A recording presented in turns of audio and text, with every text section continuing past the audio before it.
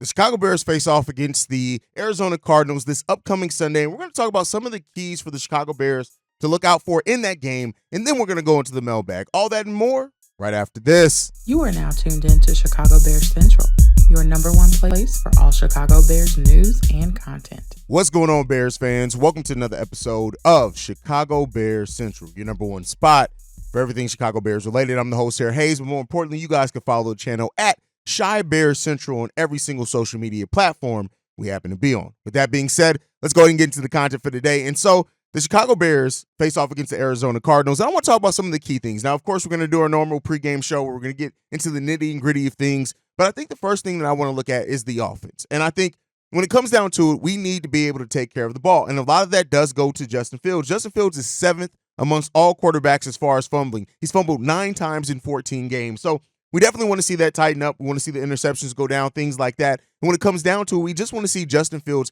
be decisive and make the good decisions in this game. Because listen, regardless of whatever side you sit on the fence, you want to see Justin Fields finish this season strong. And we know he has the capability of doing so. It just he has to come in. He has to lock in. This is a team where, it's going to come down to a balanced offense, I think, right? We're going to want to see a nice mix of run and pass. And, with Luke Getsy being the offensive play caller, it kind of leaves a lot to be desired at times, of course. But you really want to see this team have that balanced attack. But Justin Fields has to be solid in both those things. Yes, we know you can make plays with your legs. And it's easy to say that you want to see it be the Justin Fields show. But at the end of the day, you need this running game to be what it is. We have a deep running back core. When you look at it, Deontay Foreman, Khalil Herbert, Roschon Johnson, they all bring something different to the table. And if you can really use those guys, the run game against the Arizona Cardinals may be able to be the deciding factor when it comes down to it. So that's really what you want to look at. The Arizona Cardinals, at the end of the day, are not the most amazing defense in the league at all. This could be something where we can see a lot of big time performances in this game. And this could be something that the Bears use to kind of launch the last 3 games of the season, if you want to call it launch, finish strong, I guess is to say. And so at the end of the day, you want to see a balanced attack, and Getsy has to get the running backs more touches in this game. That just comes down to it. If we can limit the turnovers, things like that, Justin Fields can pick apart the defense, get to his open wide receivers. But I think really when it comes down to it, especially being a Christmas Eve game, you want to see the Bears be able to have that balanced attack, use their run game to set up their pass game, and vice versa. This could be we can make it a long night for the Arizona Cardinals defense, and you really want to see that happen. And so, getting to DJ Moore, getting your receivers catching the ball as well. But also, like I said, Justin Fields has to be a decisive quarterback on Sunday against the Arizona Cardinals, and he has to lock in. It just is what it is. He has to lock in and give us that big performance. Well, not going to see necessarily big performance. I don't care if the stats jump out the stat sheet at you, but make the right decisions. Be a factor in your team winning the game, and overall the offense. The offense has to have a big night. And I think this is an opportunity for the offense to really have those type of opportunities, and you want to see that on top of, can we play a full 4 quarters on offense? Like we played a pretty second first half in against the Cleveland Browns. We need to see full 4 quarters from the offense and defense for that matter, really play just solid over that time. And if we can, we've seen us be able to win games with our offense and defense is both locked in for a full 4 quarters of football. So that's really what you want to see. And we have to make Kyler Murray uncomfortable when you're talking about the defensive side of the ball. Now, with the way that our pass rush has been here lately, I have some faith that we're going to be able to make it an interesting night and a tough night for Kyler Murray, but the Bears have to lock in to do that as well. And so when it comes down to it, regardless of the questions of who's staying, who's going with this team, you want to see this defensive unit come out there and do those type of things. It's going to come down to a lot of Montez Sweat, how he's able to free other people. We'll see what happens with DeMarcus Walker. I know he set out a practice or 2 there. So when it comes down to it, if we can make Kyler Murray uncomfortable, we can make him try to, stay in the pocket, things like that. If you can do that, it puts the Bears in a better situation overall in our secondary. Our secondary has to perform as well. We have to stop as well James Conner. You don't want to allow James Conner to go off on you either in the run game if you do start stuffing Kyler Murray. So the Bears have this avenue of things that they can do to win this game, and hopefully they're up to the test. We've seen a bits and pieces of all these things happen. Can we see it all come together against a team that's been struggling all season long, and you do not want to allow the Arizona Cardinals to upset you? And it would be an upset in this case, which is crazy. So at the end of the day, you don't want to let Kyler Murray come in here and dance all over you. You don't want to let him have a big game and look like the best quarterback on the night. You also want to make sure that we shore up some of our weaknesses. And so that's some of the things that you really want to look at in this game against the Cardinals. And if the Bears can overcome it, it comes down to it. Now, you're also trusting a lot of Matt Eberflus and Luke Getsy's game plans to a degree, and we've had varying degrees of success in that at times. And so, it's going to be a big game. It's going to be an interesting game to watch and see how things go. But I know that the Bears have the capability of winning against this Arizona Cardinals team, and God knows if they lose, y'all make sure you guys are stay tuned in for the post-game show because it could be a really live one if that happens. But talk about live. Let's go and get into these lively voicemails for today. It is Friday, so it is Mailbag Day. This one's from Booker. Yo, Hayes, what's good, man? This book, man, blessings to you and yours, and happy holidays. Got this game coming up on Sunday against the Cardinals. I think a lot of the decisions have already been made. I think everything is just formality. I just want them to go out. I want the Bears to win these next 3 games. And if in those 3 games, man, comes the spoiling of Green Bay making it to the playoffs, it'll make it even better. I'm just hoping that they go out on a high note, man, because you got a lot of folks saying, "Oh, just lose so we can get a high draft pick." See, that's not my mentality, man. I don't want this team to lose, man. I want them to win, because realistically the record should be better, but we all see what happened and know what happened. But I just see what happens with the rest of this week of football. Good luck to the Bears, man. That's all I wanted to say. Nothing too much. Shout out to you. Shout out to the crew. Shout out to the familiars. Happy holidays, everybody. As always, Chicago up, bear down, and I'll holler. Bears winning next 3 games. Let's hope so. I would love to see the Bears finish out the season winning the next 3 games. I know, like you said, that people are looking at it and saying, well, draft position. We can have 2 top 5 picks. We can do this. We can do that. But I look at it as this, right, is that maybe the right selection for the Bears with their own pick is lower anyway. When you look at Jared Verse, kind of slated to go after that number 10 range anyway, this is a really deep draft for the positions that the Bears need, right? You can get a wide receiver in the top 10 to 15 that can really come in here and pair well with DJ Moore. You can get an edge like a Jared Verse late in that. You can get offensive linemen late in this draft as well that can definitely help the Chicago Bears. So overall, I'm not really too worried about the Bears' own pick. I'm more worried about that Carolina's pick. I want that to be the number 1, of course, but you look at it, even if, let's say, the Bears do drop down to number 10, for example. Dallas Turner's down there. That's an edge. You got J.C. Latham from Alabama. That's an offensive tackle that we can absolutely use. You got McKinstry, who's a cornerback who's going in that range, who, if you do lose Jalen Johnson, he can come in. You got Jared Verse, who I just mentioned, who's a big, powerful defensive edge there as well.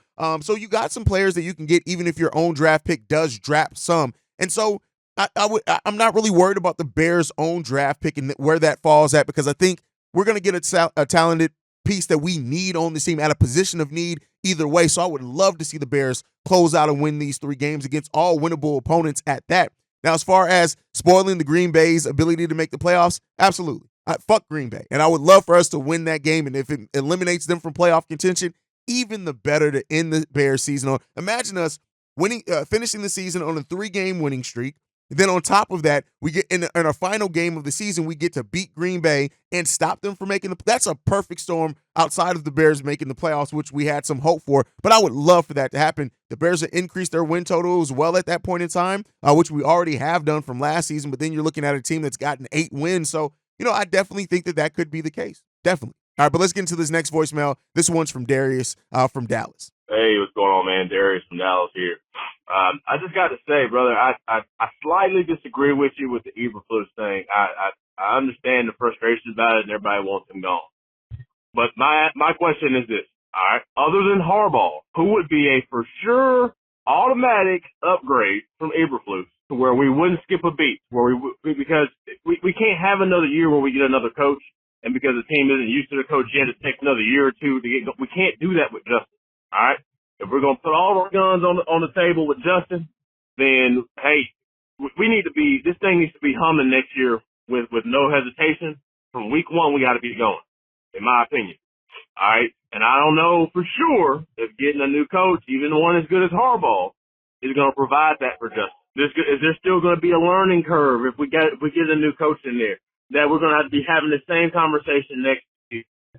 Or we saying, it took Justin a year to get used to the system. Now let's see what he does next year. We can't do that no more, man. So I'm thinking if we at least keep Eberflus, at least the defensive side of the ball is going to be solid. That makes it easier on the quarterback to do what he's got to do.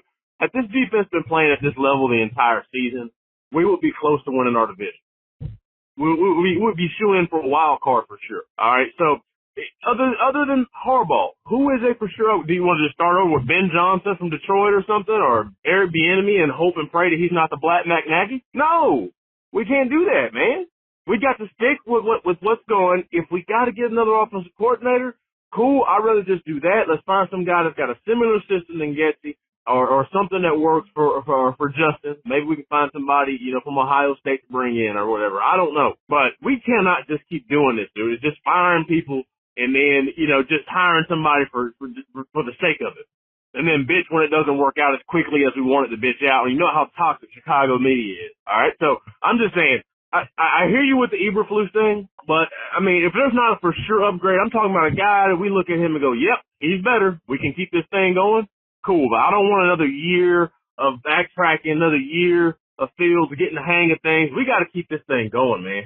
All right, so Texas up, bear down. Okay, and I understand your standpoint, right? You don't always have to agree to understand, but here's what I'll say. I think we've seen enough of this, and it's always going to be restarting the clock. If you're getting a new offensive coordinator, which I think you even do agree, then you're restarting it. Justin's going to have to learn and adapt to the new offense anyway. And the defense, what we've shown is that if you bring in a solid enough defensive coordinator, this defense is going to be good. And matter of fact, I'll say this, the defense still isn't even used in the scheme that's best suited to their skill set. You got veterans all up and down this defense, and TJ Edwards, Montez Sweat, Andrew Billings, Jalen Johnson's been here for a while now as well. Jaquan Brisker has a veteran. Like, the defense is fine. I'm not worried about holding on to Matt Eberflus just because of the chemistry of the defense, because you still have to look at where this team is. And so Matt Eberflus hasn't shown an ability. Do you really trust Matt Eberflus? And you got to keep in mind, too, a lot of these really good offensive coordinators that you want to come in and kind of change the offense, a lot of them aren't going to come for anything less than the head coaching position. So yeah, Harbaugh is the name, but like I've said before, with the Bull show that I talk about, when people talk about replacing coaches, it's not always about getting the big name. It's about getting the right name. And so if you have a good coach and they're good enough, yeah, there's going to be some learning curve, but that's what training camp is for. And then you add to the playbook over the course of the season. And then again, a really good coach, if you bring them in, they're going to know that development. They're going to understand what they have to do. Yeah, you have to learn a new shorthand and things like this, but these are professionals paid millions of dollars to do that. You don't hold on to mediocrity just because it's familiar, and that's what it sounds like you want to do, is hold on to it because it's familiar. And at the end of the day, there's already a cap. We've seen it with this coaching staff, in my opinion. And not everyone has to share that opinion, but I look at it like this. If you hold on to Matt Eberflus just because of you're worried about bringing in a new coach and taking time to adapt this, and this, okay. And sometimes that's still, if it's for the better in the long run, then it's for the better in the long run. And if you're bringing in a good offensive coordinator, they're going to build that scheme built around Justin and put Justin in a better position so that he can learn that shorthand quickly. And I think also kind of underrating the fact of how good these players are at adapting to systems. It is what it is. You have to make the right decision for the future of your football team, even if that future may mean going through some difficulties to start off the season. But I think we all agree this offensive scheme isn't it. And defenders can, you very rarely find, unless you're completely changing every single concept, that the defensive side of the ball has a hard time adapting. So I'm not really worried about that. But when you look at it on the other flip side, we're going to have to adjust offensively anyway. And if you're bringing in the right guy to help guide that offense, they're going to bring everybody along. So I don't look at it the same way that you do, and I don't want to stay in mediocrity from a head coach that, listen, when you look at the number of blown leads, when you look at just, yeah, he looked good as a defensive coordinator, but you don't want to keep a head coach that their ceiling is being a really good defensive coordinator, in my opinion. But hey, everybody can have a different opinion on that. Let's get into the next voicemail. This one's from Barry. Hey, Bobby C-Dub. Hey, fellas, it's Barry here. So first of all, fellas, Merry Christmas to you and yours. I appreciate all you guys. I'm just feeling the Christmas spirit, old Uncle Barry. But anyway, fellas, I got this idea I've been kicking around my head about the quarterback. Of course, it's all anybody's talking about. But here's what I haven't heard this angle talked about a whole lot. Let's just say, Poles trades this number one pick. Because, fellas, the package that you get for this thing would dwarf the fucking Bryce Young, trade from last year. We're talking maybe 4 first-round picks, another team's best player. Who knows? A couple seconds sprinkled in there for, the little cherry on top. Fellas, what if we go get a new head coach who's an offensive wizard, new offensive coordinator, who knows how to use Justin Fields' skill set, and you grab a Marvin Harrison Jr. or even a Malik Neighbors and a Brock Bowers. You build the shit out of this roster, fellas. Let's just say you do that, okay? Pick up, Justin Fields' fifth-year option, and let's just say he doesn't pan out. Let's just say for whatever reason it doesn't work out, and by 2025 you're looking for a new quarterback. Fellas, the Bears will have both the cap space and the draft picks to go get a veteran quarterback. They could trade 2 first-round picks, and they'd still be in a surplus for draft picks. I think about teams that have done this. The Broncos, the Rams, who else? I don't know off the top of the fuck of my head. But anyway, fellas, the Bears, if they did this, those teams were working at a fucking deficit of draft picks and cap space. The Bears have the ammunition to do that if they so choose. And yeah, let's say they're passing on Caleb Williams, or Drake May, or whoever, they end up being a stud. But you can still feel good about where your roster's at. And at that point, if you have, 4 fucking incredible receiving options, you get the best edge rusher in this class, and you have all the fucking goodies that come the next couple years from doing this route. I think the Bears have a fucking winning model, fellas, rather than pushing all your chips on a rookie quarterback. I think it's fucking possible, fellas. So you tell me what you think. I've been kicking this around. So, go Bears, fuck the Cardinals. Unless we're talking draft picks, then fuck the Bears, go Cardinals. However you feel about it. You fan how you want to fan. Till next time, fellas. Merry Christmas.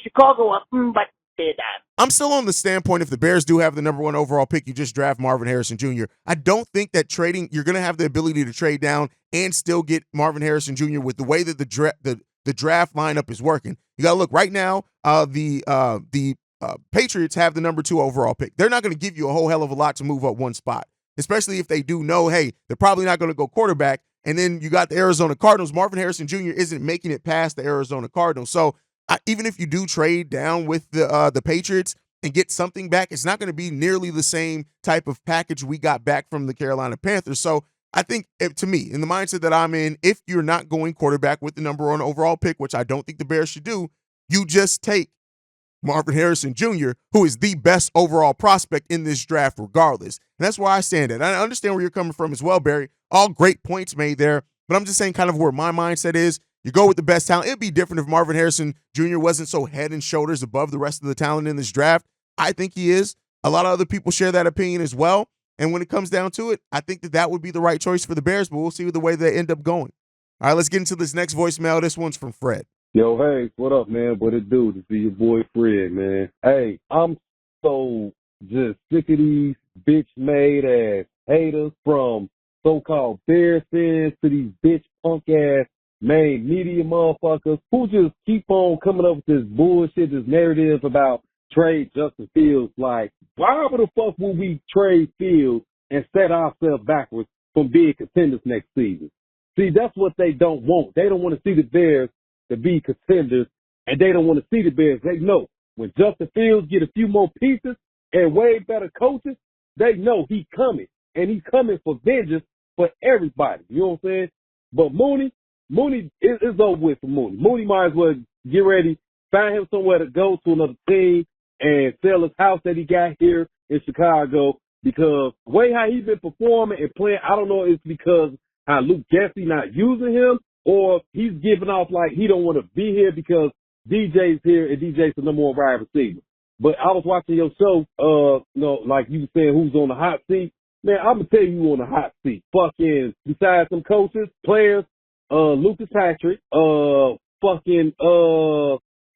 Whitehair, them trash motherfuckers, Darnell Mooney, Eddie Jackson, shit. Hell, probably, you know what I'm saying, Darnell Wright, too. I mean, not Darnell Wright, what's that motherfucking name, man? I just said this motherfucking name. He'll come back to it. But yeah, them motherfuckers gotta go, man. Even Braxton Jones, because Braxton has not shown me, you know what I'm saying, that he's trying to, you know what I'm saying, like, be that solid, you know what I'm saying, left tackle, because at this point, I'm kind of like over Braxton Jones right now, because he don't protect that blind side of Justin Fields like how he's supposed to. I'm okay if the Bears do get, you know what I'm saying, a left tackle in the draft. Even if Marvin Harrison don't come out, I like that boy from Florida State, Walker. He's 6'4", running 4.3, 4.4, and dude will get up and go get that ball. You know what I'm saying? So we need somebody like that can take the pressure off. You know what I'm saying? And as far as like another safety, I say hell, move Terrell Smith to safety. Shit, you had all of them on the field at the same time. You signed Juddy Johnson back and moved Terrell Smith to a free safety. Now, our secondary be solid as fuck, though. But, man, let me know what you think, man. This your boy Fred. God bless you. Chicago up, bear down enough. So why trade Fields? And, a lot of people say, I don't even know if it's necessary that people don't want the Bears to succeed. I actually think it's rooted in the opposite. I think Bears fans for a lot, now we'll talk about the national media later. That's a whole different story. But I think when it comes down to Bears fans is that they want this team to succeed. And, of course, the shiny new quarterback always looks like the better option than the quarterback you've seen go through their struggles for 3 years.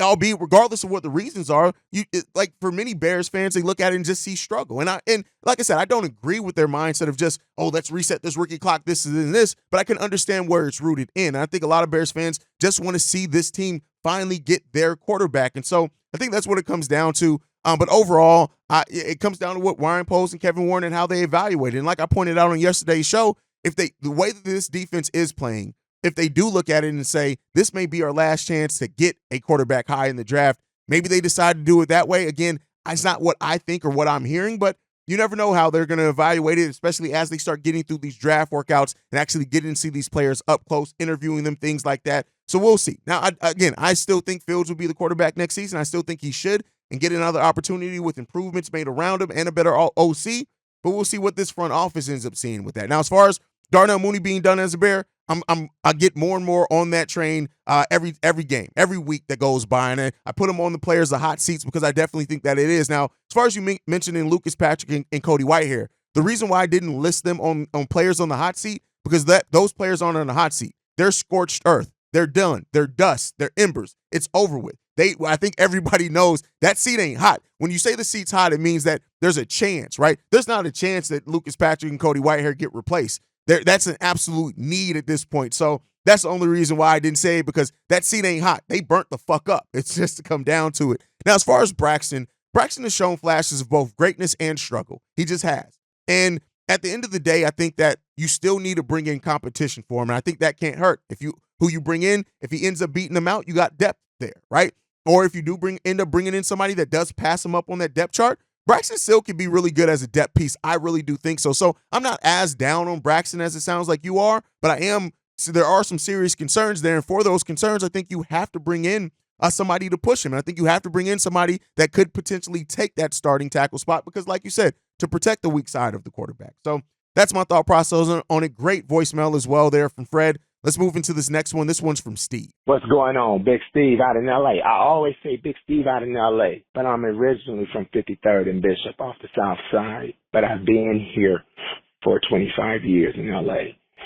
Real quickly, I want to discuss Eberflus. One thing I love about you guys' show is that I don't always agree with you, and that's the beautiful thing. We don't always have to agree with one another, but I hear so much talk now about Eberflus deserving another year, and Eberflus has earned this. I don't see it that way. Real quickly, Eberflus is the head coach, and when they fired Allen as the defensive coordinator, they decided to put him in that role as defensive coordinator. So as a defensive coordinator, if you lose like we lost to Detroit the first game, if you lose like we did to Cleveland the first game, me and the rest of the city would be calling for that defensive coordinator to be fired out of there. But that's not happening. We'd much rather say it's Jay Fields in the offense and they missed this and he missed that. No.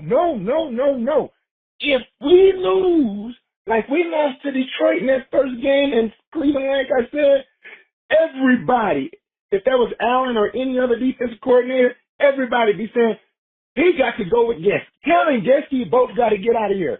So I don't understand this argument saying that Eberflus has earned a spot on this coaching team. I will give him a pass as a head coach. I won't even give him a pass. No, I won't. As a head coach, I know that this is his first year, second season, right?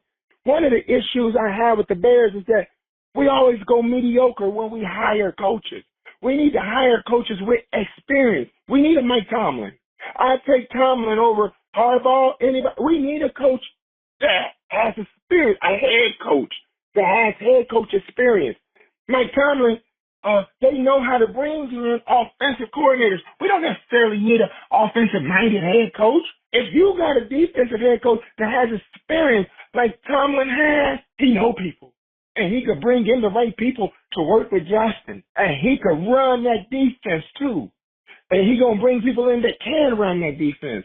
I know it's a 3-minute limit. I want you brothers to know I love y'all, I respect y'all.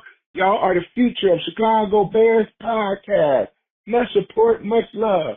Out of here. Chi-town up, bear down. Yeah, I agree. Like when it comes down to it, Eberflus is better as a defensive coordinator than head coach. And that doesn't mean, like I said before, that he can learn from this. Maybe in 2-3 years, he ends up becoming a head coach again. But I think we're seeing it that Matt Eberflus is a damn good defensive coordinator. Damn good defensive coordinator. But you have to look at where this team is going. And like I said, the expectations changing around this team. And you need more than that, in my opinion, at the head coaching position. And so that's why I say it's probably time to move on for Matt Eberflus. And, we'll end up seeing how Kevin Warren and Ryan Poles evaluated, but Matt Eberflus has shown he's turned things and aspects of the team around, absolutely. And since he took over play calling, it's absolutely been better. But when you're talking about your head coach and you're talking about the best attribute of them as being a defensive coordinator, basically, that to me raises some concerns. And I think it raises some concerns for some other Bears fans as well, but we'll see what the front office looks like at that.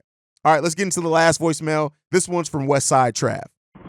What up, Hayes? This your guy, Travis, from the West Side, calling in from K-Town. Or as my guy Bobby would say, West Side Trav. You know you made it when you get renamed by one of the 3 head goats of the Chicago Bears media podcast. You see the or my guy Bobby. I'm with my peoples now, but I was just calling in, man, to pick your brain, I had this thought. I put my GM hat on. I was feeling good, thinking, like, man, what would Poles do if I, and what would I do if I was Ryan Poles? So I came up with this logic. What if Ryan Poles make 2 trade backs and wind up with 3 first-round draft picks, 3 seconds, and 3 thirds going into 2025 draft? And this is how it can happen. If Caleb Williams go out and show out in the combine, and everybody is shooting to get Caleb Williams, we trade back with New England, get they first, next year's first, the next year's first, and get either a fourth or third, or a 5th, and then we draft Marvin Harris with the 2nd overall pick, take our 5th pick, trade back with somebody like the Raiders, because they're gonna be looking for a quarterback. That's gonna be somewhere between the top 12. We get another first, maybe a 2nd, and whatever pick, like a 6th or whatever, and then we turn around and draft either Jared Verse or Dallas Turner, and then we already sitting on our first of 2025. We already sitting on Carolina's 2nd.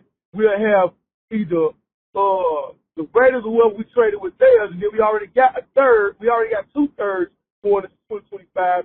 Plus, we're traded for a 3rd round this year. I want to know what's your thoughts on that, and do you think we can make that happen? I'll holler at you later. All right, so the trade back twice scenario, it's a great scenario.